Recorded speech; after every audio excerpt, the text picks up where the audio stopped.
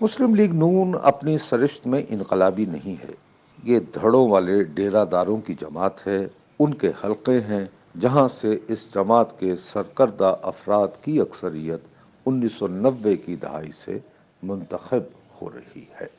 اپنے فطری مزاج کے مطابق نواز شریف کے نام سے منسوب ہوئی جماعت کی بے پناہ اکثریت کو شہباز شریف صاحب کی لائن دل و جان سے اپنانے میں کوئی دقت محسوس نہیں ہونا چاہیے، خاص طور پر اس سمے جب نواز شریف اور ان کی دختر نے ایک بار پھر طویل خاموشی اختیار کر رکھی ہے۔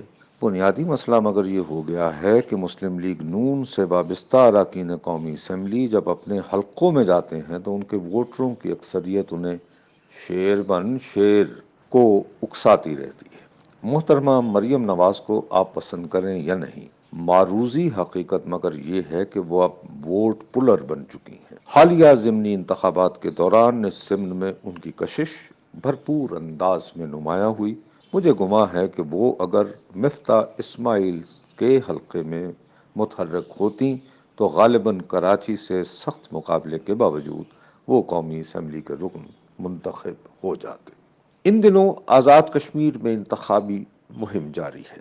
وہاں کے الیکشن کے لیے مسلم لیگ نون نے امیدوار طے کرنے کے لیے جو پارلیمانی بورڈ بنایا تھا، اس کے 3 اراکین سے میں نے سماجی تقریبات میں الگ الگ گفتگو کی ہے۔ ان تینوں نے مجھے بتایا کہ مسلم لیگ نون کی ٹکٹ کے خواہاں افراد اس خواہش کا بھی تباتر سے اظہار کرتے رہے کہ انتخابی مہم کے دوران مریم نواز شریف صاحبہ ان کے حلقے میں بڑے جلسے سے خطاب کریں۔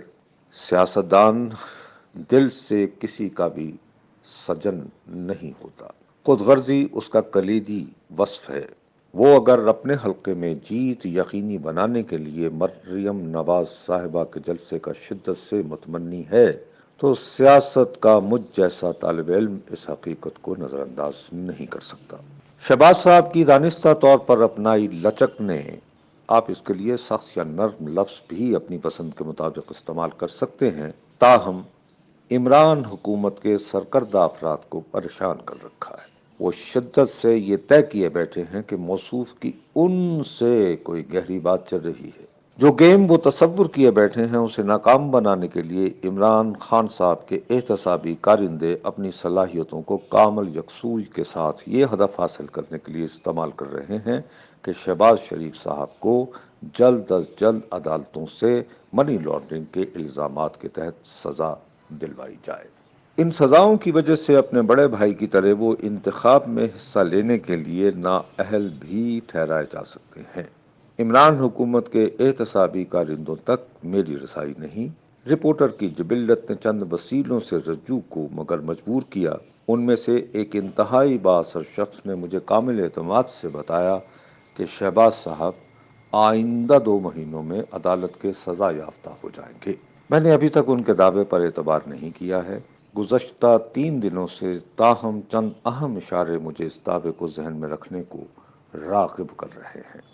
فرض کیا میری سورس درست ثابت ہوئی تو شہباز صاحب کے ساتھ کھایا پیا کچھ نہیں والا واقعہ ہو جائے گا۔ لندن میں ان دنوں خاموش بیٹھے نواز شریف اس کے بعد ووٹ کو دوبارہ عزت دو والا نعرہ بلند کرنے کو مجبور ہو جائیں گے۔